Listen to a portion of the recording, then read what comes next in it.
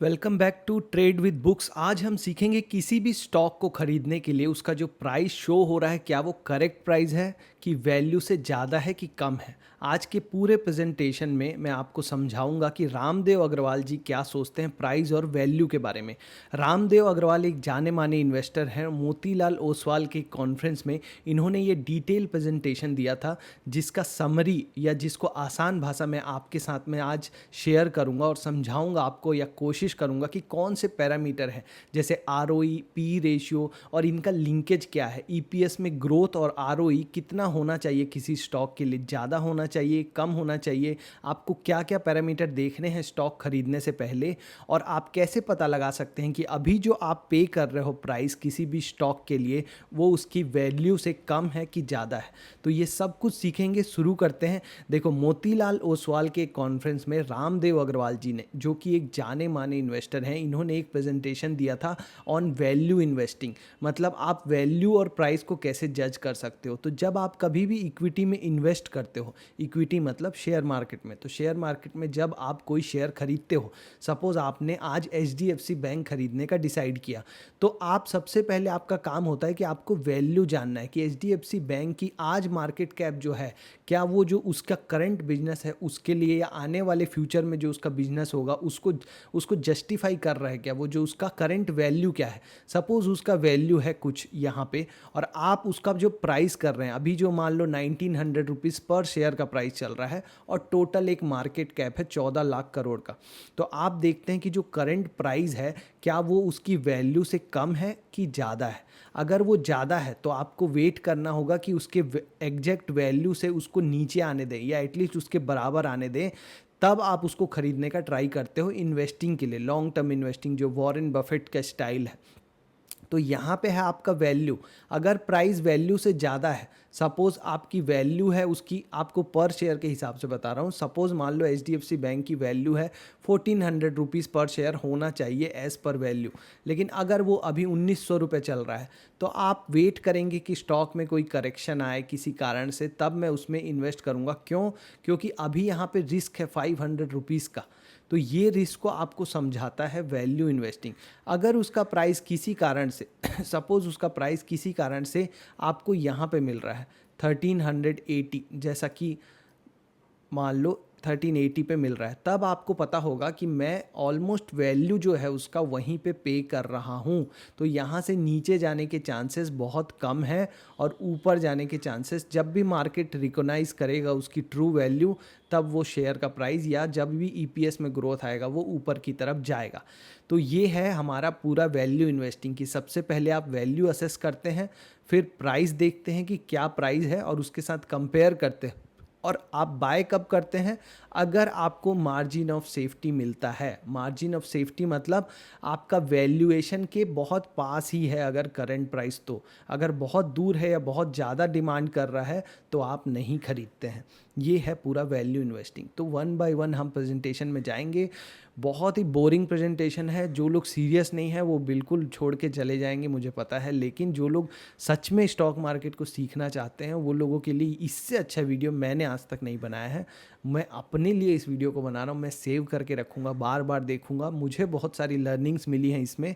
इसका क्रेडिट जाता है रामदेव अग्रवाल जी को जिन्होंने इतनी अच्छी लर्निंग दी है। आप भी वक्त निकाल के इसको सीखिए, बहुत सारी अच्छी बातें होंगी। ये सारी चीज़ें जब आप अप्लाई करेंगे अपने शेयर खरीदने से पहले, तो आपकी जो शेयर परचेस होगी वो बहुत इम्प्रूव हो जाएगी। ठीक है। तो सबसे पहले हम देखते हैं कि वैल्यू और प्राइस का मतलब क्या होता है। तो प्राइस वो होता है जो हम पे करते हैं। सपोज आपने आज 1900 रुपये में एचडीएफसी बैंक को ख़रीदा या 800 रुपये में टाटा मोटर को ख़रीदा, तो वो तो आप पे कर रहे हैं। आप पे कर रहे हैं, वो है आपका प्राइस, दैट इज़ प्राइस। लेकिन वैल्यू आपको उसके बदले में क्या मिल रही है?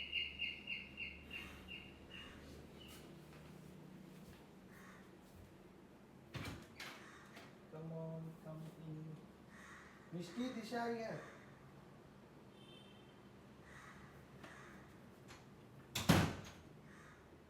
Go inside. Mishti is there. Mishti? Mishti? Mishti? दिशा आई है। बंद कर दरवाजा, लाइट बंद कर दो। लाइट हो।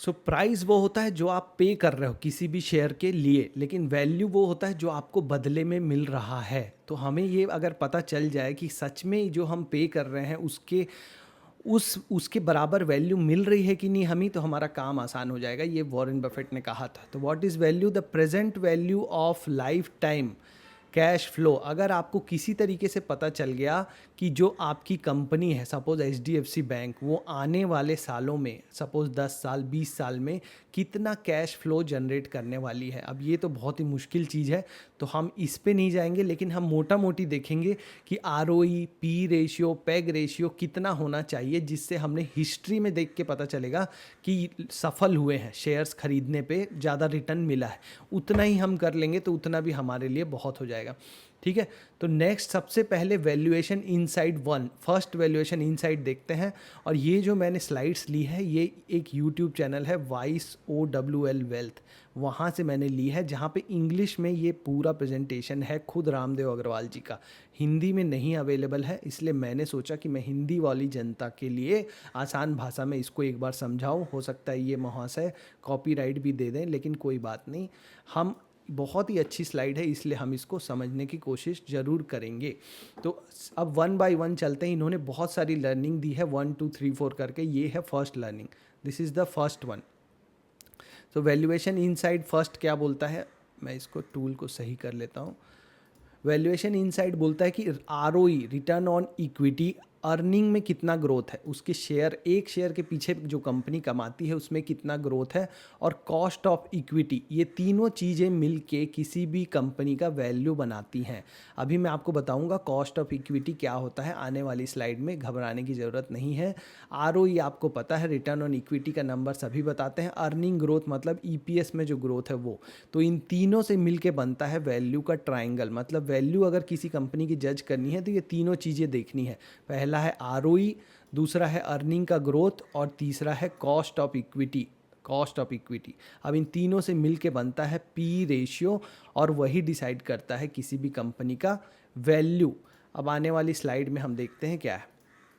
तो देखो, अब रामदेव अग्रवाल जी बोलते हैं कि जब अर्निंग ग्रोथ रेट 20% था, किसी भी कंपनी का अर्निंग ग्रोथ रेट 20% था, मतलब 20% अर्निंग ग्रोथ रेट, EPS अगर इस साल 100 है तो अगले साल 120 हो गया। अगर हर साल 20% का अर्निंग में ग्रोथ हो रहा हो, और अगर कंपनी में 25% का ROE हो, और अगर आप देखें कि नॉर्मल FD में 8% का अगर रिटर्न आ रहा हो, तो कॉस्ट ऑफ इक्विटी होता है 13%। कॉस्ट ऑफ इक्विटी होता है सेंसेक्स का आज तक का रिटर्न। 1986 से अगर आज तक का सेंसेक्स का रिटर्न देखेंगे तो 13% एनुअल रिटर्न है।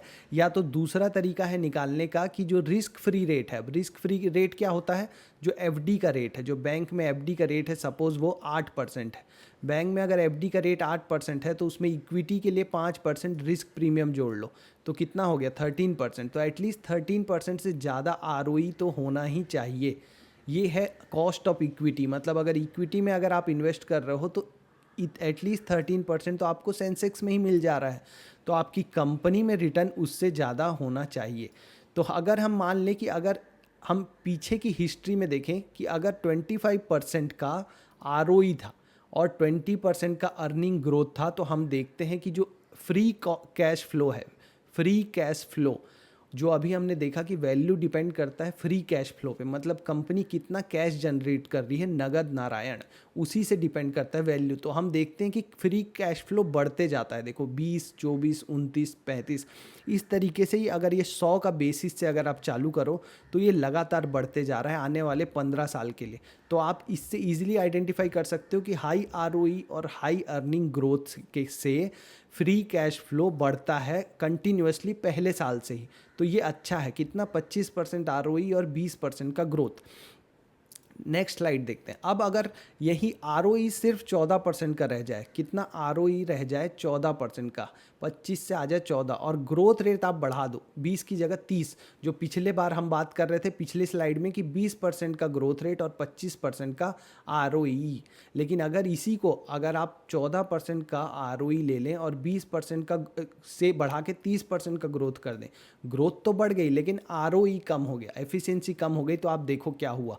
जो फ्री कैश फ्लो था वो पहले 10 साल तक निगेटिव है, फर्स्ट 10 ईयर्स तक फ्री कैश फ्लो नहीं है, उसके बाद फ्री कैश फ्लो आएगा। तो समझ लो कि आज आप जो शेयर के लिए प्राइस पे कर रहे हो वो 10 साल के बाद चालू होगा। वो ग्रोथ रेट जो 30% का आपको दिख रहा है, आप सुन लेंगे बहुत अच्छा लगेगा कि ईपीएस में ग्रोथ रेट 30% का है, लेकिन वो 10 साल के बाद चालू होगा। वो उसका असर, उसका वैल्यू जो इंक्रीज़ करेगा, वो जो किसी बिजनेस का, उस शेयर का, वो 10 साल के बाद करेगा। और ज़्यादातर कंपनियां, रामदेव अग्रवाल जी बताते हैं, अभी इंडिया में ऐसी हैं जहां आरओई 13-14% के आसपास है। तो जो 13-14% के आसपास का जो आरओई वाली कंपनीज़ हैं, उनमें अगर बहुत हाई ग्रोथ रेट भी हो 30%, तो वो उसकी वैल्यू में कोई इजाफा नहीं करेगा, वो 10 साल के बाद इजाफा करेगा, अगर कंपनी इस चीज़ को मेंटेन कर पाई तो ये बात समझ में आ गई आपको। अगर आरओई 13-14% है तो आपको अर्निंग ग्रोथ बहुत हाई देख के ये नहीं जज कर लेना है कि आने वाले 1-2 साल में ही इसकी वैल्यू बढ़ जाएगी। वो 10 साल तक फ्री कैश फ्लो में कोई इजाफा नहीं करने वाला। तो ये था पूरा पहला इंसाइट, जो पहला लर्निंग था इस पूरे प्रेजेंटेशन से, कि अगर आरओई कम हो और हाई ग्रोथ हो, यहाँ देखिए, अगर आरओई कम हो और ग्रोथ, वन सेकेंड, अगर आरओई कम हो और ग्रोथ ज़्यादा हो, आरओई अगर सिर्फ 13-14% है, तो अगर ज़्यादा ग्रोथ भी है ईपीएस में, तो वो फ्री कैश फ्लो में कोई इजाफा नहीं करेगा। और फ्री कैश फ्लो ही है जो कि वैल्यू को बताता है। इस स्लाइड से हमने देखा था कि present value of lifetime cash flow ही है जो कि वैल्यू बताता है। ठीक है, तो ये था पूरा पहला इंसाइट। दूसरा इंसाइट क्या है, दूसरा लर्निंग क्या है, आप आसान भाषा में समझिए, आराम से समझिए, कोई हड़बड़ी नहीं है। वैल्यूएशन इनसाइट 2, मतलब दूसरी लर्निंग इस प्रेजेंटेशन से आपको क्या मिलेगी कि आरओई और ग्रोथ, ये दोनों डिटरमाइन करते हैं फ्री कैश फ्लो। आरओई और ग्रोथ, अभी पिछली स्लाइड में भी देखा हमने कि आरओई कम था तो ज़्यादा ग्रोथ के साथ भी आपको फ्री कैश फ्लो 10 सालों तक कुछ भी नहीं था। अब यहाँ पे देखो कि अगर ग्रोथ है 20% का और आरओई है 25% का, तो आपको 80 इन्वेस्टमेंट चाहिए 100 का पैट के लिए। 100 का अगर आपको पैट है तो 80 के इन्वेस्टमेंट से आप 100 का पैट ले आए, और अगर 25% आरओई है तो आपके पास 20 का फ्री कैश फ्लो बच गया। लेकिन अगर आपका आरओई कम है 20% या 15%, तो आपको सेम 100 का पैट कमाने के लिए आपको इन्वेस्टमेंट जो चाहिए होगी वो 133 चाहिए होगी। अब आप सोचिए कि अगर आप 80 के इन्वेस्टमेंट से 100 का पैट कमा ले रहे हैं तो आपके पास 20 रुपये फ्री बच जाएगा। सपोज़ आपने 80 रुपये लगाए और 100 रुपये कमा लिए, अब आपको नेक्स्ट टाइम फिर से 80 ही लगाने हैं ना, तो आपके पास 100 में से 20 रुपये बच गए। वही होता है फ्री कैश फ्लो। अब दूसरा केस देखिए, आप 100 रुपये लगाए और 100 रुपये ही कमाए, तो जब दोबारा आपको कंपनी में लगाना होगा तो फिर से 100 ही लगाना होगा। तो जो पूरी आपने कमाई की वो आपको फिर से यहाँ पे आके इन्वेस्ट करना पड़ेगा। तो आपके पास कुछ बचा क्या? नहीं बचा, जीरो लगा। और 133 अगर लगाना पड़ जाए आपको 100 कमाने के लिए, क्योंकि 15% आरओई है, मतलब आपको 133 लगाना पड़ेगा। तो जब 133 का इन्वेस्टमेंट चाहिए 100 कमाने के लिए, तो जब नेक्स्ट टाइम 133 लगाना होगा दूसरे साल में, तो कमाया तो आपने 100 रुपये ही, तो 33 रुपये आपके माइनस है, आपको लाना पड़ेगा बाहर से उधारी लेके। ये फ़र्क कर देता है आपका लो आरओई। अब आपको समझ में आया होगा कि हाई आरओई और लो आरओई में क्या फ़र्क होता है। तो आपको देखना है हाई आरओई कंपनीज़, क्योंकि वहाँ पे आपको फ्री कैश फ्लो जनरेट होगा। तो आपका जो 13-14-15% का जो आरओई है वो आपको सफिशेंट नहीं है, ये बताता है ये प्रेजेंटेशन। नेक्स्ट चलते हैं, नेक्स्ट स्लाइड में आपको क्या सीखने को मिलता है। नेक्स्ट स्लाइड में है कि all growth is not good, मतलब आप ग्रोथ, अभी हम देखेंगे कि न्यूज़ चैनल में या चैनल्स में हम क्या बात करते हैं कि ग्रोथ होना चाहिए, अर्निंग में ग्रोथ होना चाहिए। लेकिन यहाँ पे रामदेव अग्रवाल जी बोल रहे हैं कि अर्निंग में ग्रोथ तो ज़रूरी है, लेकिन आरओई के साथ ग्रोथ होना चाहिए। अगर आरओई 10% का है, 13% हमने देखा था कॉस्ट ऑफ इक्विटी, तो आरओई अगर 13 से कम है, 10% है, तो आप चाहे कितनी भी ग्रोथ कर लीजिए, ग्रोथ मतलब अर्निंग में ग्रोथ, कमाई में ग्रोथ, आप चाहे कितनी भी ग्रोथ कर लीजिए, आपका जो वैल्यू है वो नहीं बढ़ेगा। क्योंकि आप देखेंगे कि यहाँ पे कोई ग्रोथ नहीं हो रही, बल्कि इनकी ज़्यादा ग्रोथ रेट से ये निगेटिव हो जा रहा है वैल्यू। तो आप देखेंगे कि आरओई अगर 13% से कम है तो ग्रोथ ज़्यादा होने पे और वैल्यू घटती है। अगर आरओई कॉस्ट ऑफ इक्विटी से कम है, कॉस्ट ऑफ इक्विटी क्या था 13%, 13% से अगर कम है आरओई किसी भी कंपनी का, आप जाके देखिए आपके पोर्टफोलियो में जो स्टॉक्स हैं उनका आरओई कितना है पिछले 5 साल का। आप अगर कोई नया स्टॉक लेना चाहते हैं तो उसका आरओई देखिए कि 13% से कम है क्या। अगर वो 13% से कम है तो चाहे कंपनी कितनी भी ग्रो कर ले, अगर वो ज़्यादा ग्रो करेगी तो और वैल्यू डिस्ट्रॉय होगा, उसका कम होगा वैल्यू, आपके शेयर का दाम भी कम होता जाएगा।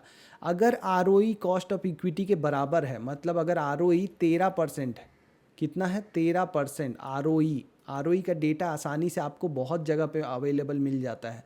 अगर आरओई 13% है तो कोई भी ग्रोथ आपको वैल्यू ऐड करके नहीं देगा। आप यहाँ पे देखिए 770 का पूरा 770 ही है, मतलब आप चाहे ग्रोथ करें 0% या 40%, आपका वैल्यू नहीं बढ़ने वाला अगर आरओई 13 है। अब अगर आरओई बढ़ने लग गया, अगर आरओई 15% हो गया, 20% हो गया, बढ़ने लग गया, तो आप देखो वैल्यू बढ़ती जाती है ग्रोथ के साथ। तो अगर आरओई 13 से ज़्यादा है तब जाके आपका जो ग्रोथ बढ़ेगी, जब अर्निंग में ग्रोथ बढ़ेगी तो वो कंपनी का वैल्यू बढ़ाएगा और वैल्यू के साथ साथ आपके शेयर का प्राइस भी बढ़ाएगा। तो growth adds value only when ROE is more than cost of equity. Growth value तभी ऐड करता है जब आरओई 13% से ज़्यादा होता है।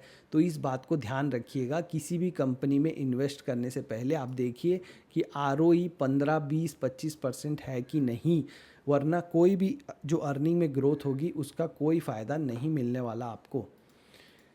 नेक्स्ट देखते हैं, फोर्थ आपको लर्निंग क्या मिल रही है कि beyond a point increase in ROE does not add much value. मतलब अभी हमने बात किया कि आरओई 13% से ज़्यादा होना चाहिए, तो इसका मतलब क्या 100% होना चाहिए? अगर आपके पास दो कंपनियां हों जिसमें एक में आरओई हो 30% और एक में हो 50%, तो आप बोलेंगे 50% वाली आरओई वाली कंपनी बहुत अच्छी है। अभी तक की लर्निंग से तो ऐसा ही समझ में आया है, लेकिन यहाँ पे पता चलता है पीछे का डेटा देख के कि जो आरओई बढ़ाने से आपका जो पी रेशियो है, फॉरवर्ड पी रेशियो बढ़ेगा तभी शेयर का दाम बढ़ेगा ना, वो एक हद तक ही बढ़ता है, उसके बाद फ्लैट हो जाता है। तो लगभग आप देखो यहाँ 30-40% तक तो ये बढ़ रहा है, उसके बाद से कोई ज़्यादा चेंज नहीं आ रहा है। तो आपको आरओई में आपको देखना है कि लगभग लगभग इस रेंज में रहे आपका आरओई, 20 से लेके 40% तक। इस रेंज में अगर आपका आरओई है तो बहुत बढ़िया है। इसके बाद कंपनी को आरओई में ज़्यादा बढ़ाने की ज़रूरत नहीं है, या आरओई बढ़ाने पे ध्यान देने से ज़्यादा अच्छा है कि वो ग्रोथ पे ध्यान दे। तो आरओई एक हद तक ही, एक लिमिट तक ही आपका वैल्यू में ऐड करता है, उसके बाद नहीं। तो वो वैल्यू है लगभग 30-40% तक। उसके बाद आप आरओई और बढ़ाते भी जाएंगे तो वैल्यू में एडिशन नहीं हो रहा है, ये लाइन फ्लैट हो गई है। ठीक है।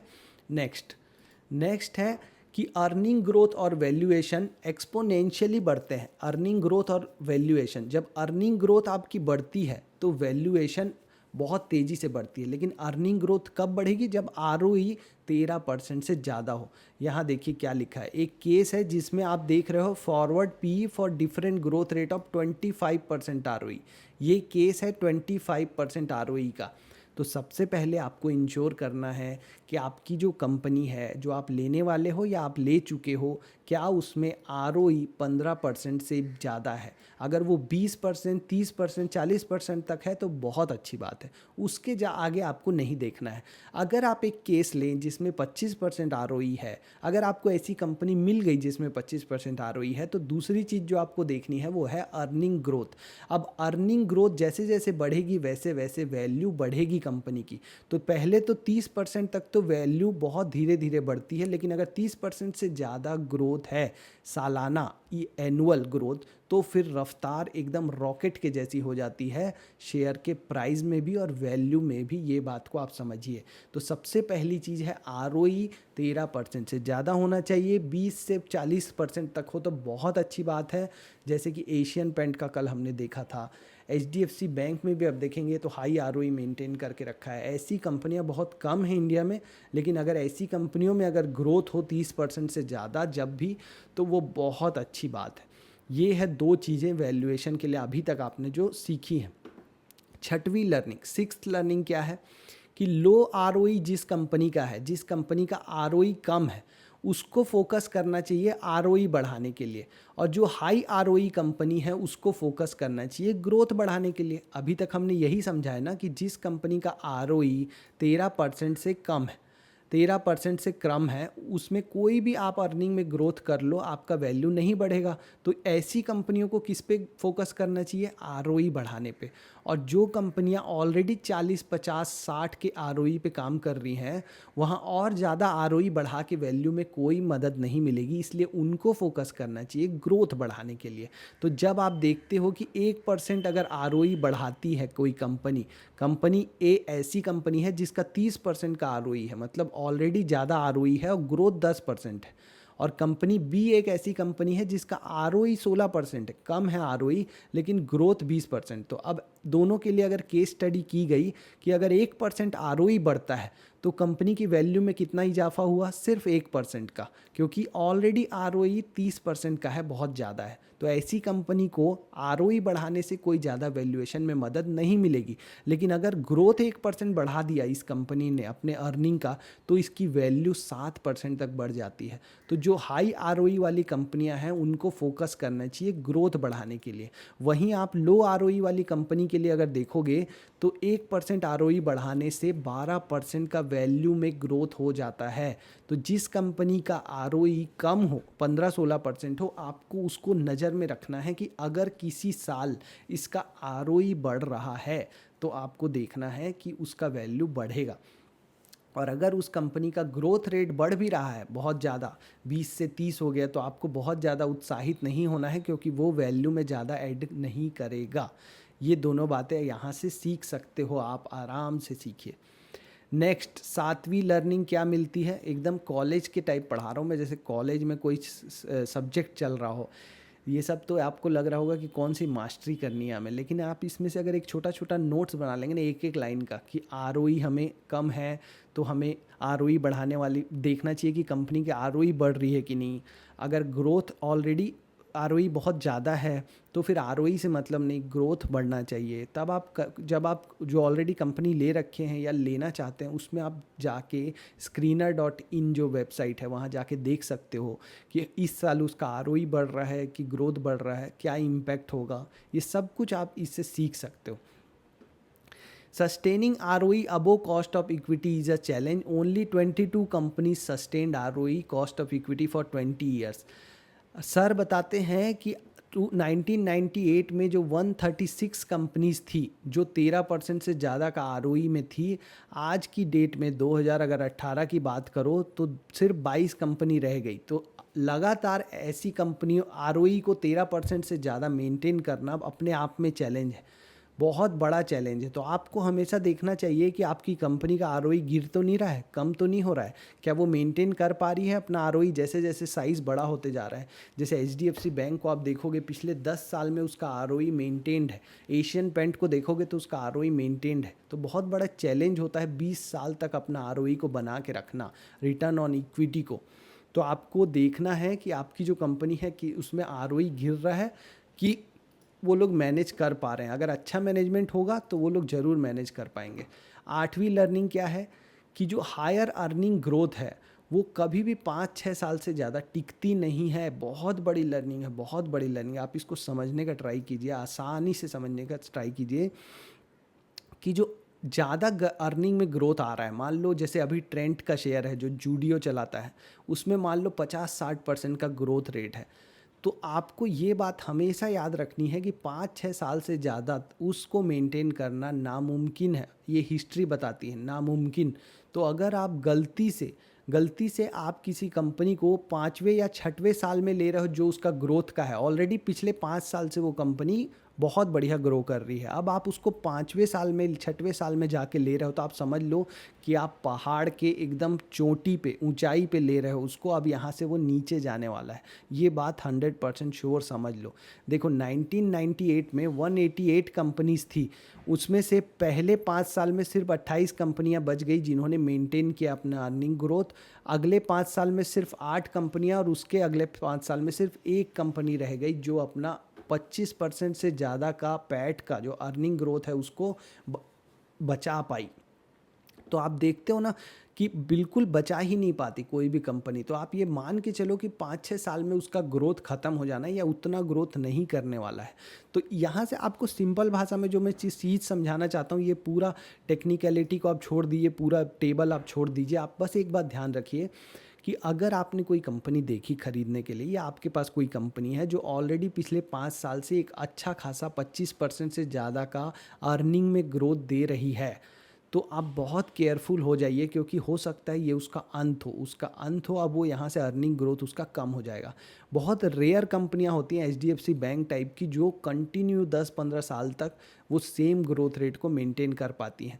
अगर आप पहले या दूसरे साल में ले रहे हैं अर्निंग ग्रोथ के, जो अर्निंग ग्रोथ मान लो 1 या 2 साल से ही आई है उसकी 30% 25%, तो आप समझिए कि आने वाले 3 साल तक आप उसको 3-4 साल तक तो होल्ड कर सकते हो सकता है वो वहाँ तक ग्रोथ करती रहे। ये था इसका लर्निंग, इस पेज से ये सीख सकते हो। नेक्स्ट है कि अब आपको ये सबसे क्या पता चला कि आप पीछे का अगर डेटा देखोगे 98 से 2008 तक या 99 से 2009 तक, अगर 10-10 साल मैंने शेयर रखे, 98 में ख़रीदा, 2008 तक कितना रिटर्न दिया, इस 10-10 साल के पीरियड को अगर आप देखोगे तो आपको पता चलेगा कि सेंसेक्स का रिटर्न इस 10 साल में कितना था, 15%। कितना रिटर्न था, 15% सेंसेक्स ने रिटर्न दिया 98 से लेके 2008 तक। अब अगर मैंने किसी ऐसी कंपनी में इन्वेस्ट किया जिसका आरओई भी ज़्यादा था और ग्रोथ रेट भी ज़्यादा था, तो मुझे लगभग 27% का एनुअल रिटर्न मिला होगा। अगर आप ये देखोगे तो ये पूरी लाइन में हमेशा ये ज़्यादा है, ये पूरा ज़्यादा है, दिख रहा है, हाई आरओई और हाई ग्रोथ। जबकि अगर आपने गलती से हाई आरओई लो ग्रोथ ले लिया या लो आरओई हाई ग्रोथ, मतलब आरओई कम है ग्रोथ ज़्यादा है, तो आप देखोगे कि रिटर्न जो है वो कम है। बहुत सारे साल ऐसे हैं जहाँ रिटर्न कम है। तो ये हमेशा काम करता है कि अगर आप हाई आरओई लें और हाई ग्रोथ लें, ये कभी भी फेल नहीं होता, ये वाला जो लॉजिक है। तो आपको हमेशा हाई आरओई देखना है और हाई ग्रोथ देखना है, तब आप किसी भी 10 साल के पीरियड में आप इन्वेस्ट कर सकते हैं।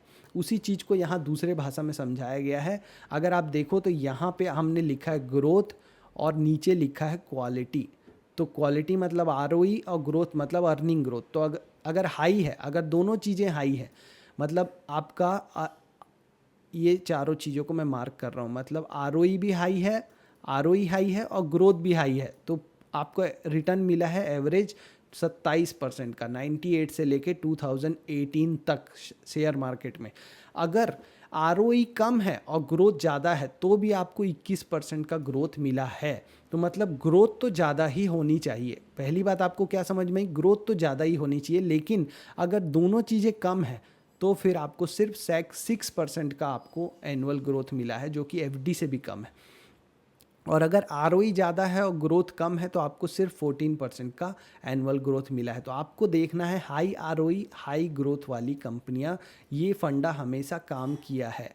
नेक्स्ट क्या है, अब प्राइस के बारे में कुछ बातें सीखते हैं कि पी रेशियो कितना होना चाहिए या पैग रेशियो कितना होना चाहिए और क्या चीज़ें देख सकते हैं। यहाँ तक तो आपने वैल्यू के बारे में देख लिया, कैसे आप आरओई और ग्रोथ को देख सकते हो। अब पी रेशियो के बारे में देखते हैं। तो पी रेशियो क्या है कि इसमें सर ने एक स्टडी किया है, केस स्टडी, उसके हिसाब से पता चलता है कि जो सिंगल डिजिट का पी है, सिंगल डिजिट पी मतलब 10 से कम का पीई, जो 10 से कम के पी पे अगर शेयर को लोगे आप तो वो लगभग हमेशा काम करता है। जबकि अगर 50 से ऊपर का पी पे आप काम लोगे तो वो बिल्कुल काम नहीं करता, वो आपको रिटर्न बना के नहीं देगा। तो आपको इससे क्या लर्निंग मिली कि आपको 40-50 से ऊपर के पी रेशियो वाले स्टॉक को तो चाहे कितना अच्छा लग रहा है नहीं खरीदना चाहिए। आपको हमेशा ढूंढना चाहिए 10, 15 या 20 तक के पी रेशियो वाले। आप यहाँ देखो, पी रेशियो 0 से 10 तक जो थे उन्होंने 5% का अल्फा रिटर्न दिया, मतलब कि जो अभी हमने पिछली स्लाइड में देखा था 27% का एनुअल ग्रोथ, उससे भी ज़्यादा 5% का एडिशनल ग्रोथ दिया। 10 से 20 का पी रेशियो वाले अगर स्टॉक को आपने ख़रीदा होता उसी पीरियड में 1998 से 2015 के बीच में, तो आपको 1% एक्स्ट्रा रिटर्न मिलता, जो आपका नॉर्मल हाई रिटर्न और हाई आरओई और हाई ग्रोथ वाले रिटर्न थे उससे। लेकिन अगर आपने कहीं यहाँ देखो 50 से 75 के पी रेशियो वाले स्टॉक में इन्वेस्ट किया होता तो आपका रिटर्न जो है वो कम हो जाता, -8%, और 75 से ऊपर वाले में तो बहुत ही कम हो जाता। तो इससे आपको क्या सीखने को मिला कि आपको हमेशा पी रेशियो 0 से 20 के बीच में ही ढूंढना चाहिए। ये थी इस स्लाइड की learning. Next, P relative to market. अब ये क्या होता है, देखो हमेशा निफ्टी 50 का एक पी रेशियो होता है। ओवरऑल मार्केट का पी रेशियो अभी कुछ 22 या 23 चल रहा है। ओवरऑल मार्केट का जो पी रेशियो है वो आसानी से आपको गूगल में आप लिखोगे निफ्टी पी रेशियो तो आपको मिल जाएगा। अगर आपके स्टॉक का पी रेशियो उस पी रेशियो से, जो ओवरऑल मार्केट का पी रेशियो से है, उससे कम है, पी रेशियो बिलो मार्केट, तो वो हमेशा काम करता है। लेकिन अगर वो दोगुने से ज़्यादा है, मतलब सपोज आपका निफ्टी का पी चल रहा है 22 और आपने कोई स्टॉक ले लिया जो कि 44 से ज़्यादा है, तो आप समझ लीजिए कि आपका प्रॉफिट कमाने का चांस बहुत कम है। ठीक है, तो आपको हमेशा ध्यान देना है कि आप मार्केट का जो पी चल रहा है उसके बराबर या उससे कम के ही स्टॉक्स लें। ये था नेक्स्ट लर्निंग। Peg ratio. अब पैग रेशियो क्या है, तो पैग रेशियो है कि जो पिछले 12 महीने का जो पी रेशियो है, जो कि आसानी से आपको बहुत सारे वेबसाइट में मिल जाएगा। आप लिखिए किसी भी शेयर का नाम और लिखिए टीटीएम पी। तो टीटीएम पी जो होता है, ट्रेलिंग 12 मंथ पी होता है, उसको जब आप फ्यूचर अर्निंग, जो 3 साल की जो फ्यूचर अर्निंग है, 3 साल का जो पैट का जो कैगर है, ये भी डेटा आपको आसानी से गूगल में मिल जाएगा। उससे जब आप डिवाइड करोगे तो एक नंबर आता है। सपोज किसी भी स्टॉक का टीटीएम पी है 20x और आप एक्सपेक्टेड जो उसका आने वाले 3 साल का पैट है वो है 25%। तो जब आप 20 को 25 से डिवाइड करोगे तो आता है 0.8x। तो इसका पैग रेशियो हुआ 0.8। अब अगर पैग रेशियो 1 से कम है, नेक्स्ट स्लाइड में सर बताते हैं कि अगर पैग रेशियो 1 से कम है तो वो बहुत अच्छा काम करता है। पैग रेशियो 1 से कम, पैग रेशियो 1 से कम बहुत अच्छा काम करता है। चाहे आप किसी भी टाइम फ्रेम में देख लो, 2 साल, 3 साल, 4 साल या 5 साल तक, हमेशा सेंसेक्स से अच्छा रिटर्न मिलता है पैग रेशियो 1 होने पे। ये था, आपको देखना है कि पैग रेशियो 1 से कम है कि नहीं। ठीक है, तो पैग रेशियो अगर 1 से कम है तो 19% का अल्फा रिटर्न है। अल्फा मतलब जो नॉमिनल रिटर्न मिलता है हाई आरओई हाई ग्रोथ वाली कंपनी में, उससे ज़्यादा 19% का ग्रोथ आपको मिल सकता है। लेकिन अगर आपने 1.5 से 2 के बीच का पैग रेशियो वाला ले लिया तो आपका ये जो रिटर्न है वो कम होते जाता है। तो हमेशा ट्राई करना है कि पैग रेशियो 1.5 से कम की कंपनी को ही लेना है। ये था इसका लर्निंग। नेक्स्ट, पे back ratio. Payback ratio क्या होता है कि जो आपका जो करंट मार्केट कैप है, जैसे मान लो एचडीएफसी बैंक का 14 लाख करोड़ है, तो आप यहाँ पे लिखेंगे 14 लाख करोड़ और नेक्स्ट 5 साल का जो उसका जो पैट का जो उसका जो फोरकास्ट है उससे आप उसको डिवाइड कर देंगे तो पे बैक रेशियो आएगा। ये पे बैक रेशियो अगर 1 से कम हो, ये सारा डेटा आप अगर नेट पे अगर एक लाइन लिख देंगे ना तो आपको मिल जाएगा। बस आपको देखना क्या है कि पे बैक रेशियो 1 से कम होना चाहिए, एटलीस्ट 1.5 या 2 तक होना चाहिए, 2 से तो ज़्यादा नहीं होना चाहिए पे बैक रेशियो। तब आप उस शेयर को लेना ज़्यादा प्रीफर करेंगे। अगर 1 से कम हो तो बहुत ही अच्छी बात है, पे बैक रेशियो 1 से कम होना चाहिए। प्राइस टू बुक वैल्यू, आपने सुना होगा बुक वैल्यू के बारे में। तो सारी कंपनियों का बुक वैल्यू screener.in पे इजीली मिल जाता है जब आप उसका नाम लिखेंगे। तो प्राइस टू बुक वैल्यू, जो उसका मार्केट कैप है या करंट जो प्राइस है, मान लो अभी किसी शेयर का प्राइस है 1000 रुपये और उसकी बुक वैल्यू है 500 रुपये, तो 1000 डिवाइड बाई 500 हुआ 2। लेकिन आपको देखना है कि अगर प्राइस टू बुक रेशियो 1 से कम है तो वो बहुत अच्छा काम करता है। लेकिन ये जो है ये बहुत ही कम मिलता है आजकल, क्योंकि ये आप सबको पता है तो ये ज़्यादा ही मिलता है। फिर भी आप ट्राई कीजिए कि जब ऐसी सिचुएशन आए, जैसे कोविड की सिचुएशन आई थी, तो मुझे याद है एसबीआई, जिसका उस समय बुक वैल्यू कुछ 326 रुपये था, वो 256 रुपये में शेयर मिल रहा था। तो बहुत ही स्ट्रेट फॉरवर्ड केस था कि प्राइस टू बुक वैल्यू 1 से कम है तो उसमें इन्वेस्ट किया जा सकता था। वैसे ही प्राइस, वो बहुत सारे सिचुएशन आते हैं, अगर आपको पता ही नहीं तो आप देखेंगे कैसे। ऐसा फिर सिचुएशन आ जाएगा, कोई अटैक हो जाएगा, कोई युद्ध हो जाएगा, कुछ हो जाएगा और फिर से बहुत सारे shares price to book value 1 से कम में मिलने लगेंगे। तब आपको ये पता तो होना चाहिए ना, प्राइस टू सेल्स अगर 1 से कम है, प्राइस टू सेल्स अगर 1 से कम है तो वो भी बहुत अच्छा रिटर्न बना के देता है। तो अगर आप इसको समरी करें, इन पूरे चीज़ों को जो अभी हमने प्राइस के बारे में बात किया, peg ratio, payback ratio, price book, और ये आपका है पूरा समरी। तो आप इसको ध्यान रखिए, हो सके तो इसको स्क्रीनशॉट लेके इसका प्रिंट ले लीजिए या लिख लीजिए कि पैग रेशियो 1 से कम होगा तो आपको 19% का अल्फ़ा रिटर्न मिल रहा है। मतलब कि आपका जो रिटर्न है वो बहुत बढ़ जाता है जब आप पैग रेशियो 1 से कम में ख़रीद लेते हैं। पैग रेशियो मतलब 12 मंथ्स का ट्रेलिंग पी को डिवाइड करना है उसके ग्रोथ के, आने वाले 3 साल के ग्रोथ के। ठीक है, ये डेटा आपको ढूंढ के करना पड़ेगा मेहनत। पे बैक रेशियो अगर 1 से कम है तो 17% का अल्फ़ा मिलता है। उसके बाद आप देखेंगे तो ये अल्फ़ा बहुत ज़्यादा डिफरेंस नहीं है। तो मेन क्या है, पैग रेशियो और पे बैक रेशियो। इन दोनों में से अगर एक चीज़ भी आपको पता लगा ली और आपने वैसे करके कोई शेयर ढूंढ लिया और आपने इन्वेस्ट कर दिया, तो आप उसमें बहुत अच्छा रिटर्न कमा सकते हैं। ये पूरा एक समरी है कि PEG ratio, payback ratio, price to book ratio, price to sales ratio, P ratio, और पी रेशियो मार्केट के रिलेटिव, मार्केट के कंपेयर में कितना है। ये सारा चीज़ें काम करती हैं। तो ये सारी चीज़ें आपको देखनी चाहिए जब आप एक लॉन्ग टर्म इन्वेस्टमेंट कर रहे हैं, आपके रिटर्न्स भी बहुत अच्छे बढ़ेंगे। तो इस पूरे पूरे प्रेजेंटेशन की समरी क्या है, तो समरी ये है कि पहला तो बात ये हमने सीखी कि दो जो की ड्राइवर्स हैं किसी भी शेयर का वैल्यू निकालने के लिए, वो है आरओई और अर्निंग ग्रोथ। तो सबसे मेजर चीज़ें जो आपको देखनी होती हैं वो है आरओई और अर्निंग में ग्रोथ। दूसरी चीज़ें क्या देखी हमने कि कंपनीज इंट्रिंसिक वैल्यू कब बनाती हैं, जब वो आरओई ज़्यादा कमाए कॉस्ट ऑफ इक्विटी से। कॉस्ट ऑफ इक्विटी क्या थी, सेंसेक्स का आज तक का एनुअल रिटर्न, या तो दूसरे टर्म्स में जो एफडी पे रिटर्न मिल रहा है उसमें जो 5% का रिस्क जोड़ लें अगर, तो जो कि आता है लगभग 13% का।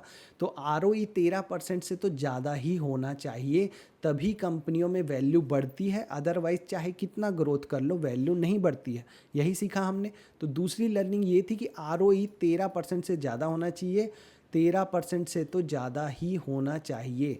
उसके बाद हमने क्या सीखा कि लो आरओई जो कंपनी होती हैं उनको फोकस करना चाहिए आरओई बढ़ाने पे। मतलब आपको भी फोकस करना चाहिए कि जो लो आरओई वाली कंपनी है क्या उसका आरओई बढ़ रहा है क्या, और जो ऑलरेडी हाई आरओई वाली कंपनी है जैसे एशियन पेंट का आरओई आप देखोगे शायद तक 30 से 40 के पास है, ऑलरेडी हाई आरओई है, उसमें आपको देखना चाहिए ग्रोथ बढ़ रही है कि नहीं। आपके नज़रिए का आप कंपनी क्या करेगी आप छोड़िए, वो उसके बिजनेस वालों को समझेंगे। अपन को क्या देखना है कि जो कंपनी का आरओई कम है उसमें हमें देखना है कि आरओई बढ़ रहा है क्या। जिस कंपनी का ऑलरेडी हाई आरओई है उसमें देखना है हमें ग्रोथ बढ़ रही है क्या। तो आपने देखा था कि आरओई 30-40% से ज़्यादा अगर बढ़ने लगे तो उससे कोई ज़्यादा वैल्यू ऐड नहीं होती। तो 30-40 तक आरओई बढ़िया वैल्यू एडिशन करता है। उसके बाद हमने क्या सीखा कि पैग रेशियो जो P divided by growth ratio है वो 1x से अगर कम हो तो वो नियर इनफॉलिबल फार्मूला है, मतलब कभी फेल नहीं होता वो फार्मूला। ये ब्रह्मास्त्र है। पैग रेशियो अगर 1 से कम मिल गया आपको तो वो लगभग हमेशा हेल्दी परफॉर्मेंस देता है, गिवन दैट पहले आपको पता हो कि आरओई 13% से ज़्यादा है और ग्रोथ भी अच्छी है। उसके बाद अगर पैग रेशियो 1 से कम मिल गया तो आपके लिए बल्ले बल्ले हो गई आपकी, बहुत अच्छे। लास्ट बात क्या है कि जो करंट मार्केट वैल्यूएशन है वो क्या डिमांड करता है कि एक अच्छी खासी अर्निंग में ग्रोथ हो जो कि एक लंबे समय तक रहे, तो मार्केट बहुत अच्छा रिटर्न देता है। तो ये था पूरा वैल्यूएशन का गेम या वैल्यूएशन का प्रेजेंटेशन जो रामदेव अग्रवाल जी ने सिखाया है बहुत ही अच्छे से। होप कि मैंने भी अच्छे से आपको समझाया हो। अगर आपको इसमें कोई डाउट हो तो आप कमेंट करके पूछ सकते हैं। अपने फ्रेंड्स को भेजिए, अपने रिलेटिव्स को भेजिए, और उन लोगों को भेजिए जो स्टॉक मार्केट में लॉन्ग टर्म इन्वेस्टिंग करना चाहते हैं वैल्यू के बेसिस पे। बहुत सारी कंपनियां अभी भी वैल्यू में मिल रही हैं, बस आपको समझ में आना चाहिए। आप कोई भी कंपनी खरीदें तो एटलीस्ट एक बार जब आप टेक्निकली भी खरीदें तो उसका आरओई और अर्निंग ग्रोथ एक बार चेक कर लो और इसके हिसाब से मैच कर लो, और पैग रेशियो भी देख लो कि बहुत ज़्यादा हाई ना हो, पी रेशियो वगैरह, ताकि आप फंस ना जाओ, क्योंकि लॉसेस वहीं होते हैं। मार्जिन ऑफ सेफ्टी वाली बात जो है ना वो वही है कि अगर आप एक सही प्राइस पे लोगे, सही वैल्यूएशन पे, तो नीचे जाने के चांसेस बहुत कम होते हैं। अगर जाए भी का तो आपका ज़्यादा लॉस नहीं होगा। लेकिन अगर आपने जैसे यस बैंक को किसी ने अगर 250 के आसपास खरीद लिया होगा, आज वो 17-18 रुपए का है 5 साल से, तो वो तो उसका तो पूरे पैसे चले गए ना, मार्जिन ऑफ सेफ्टी नहीं था।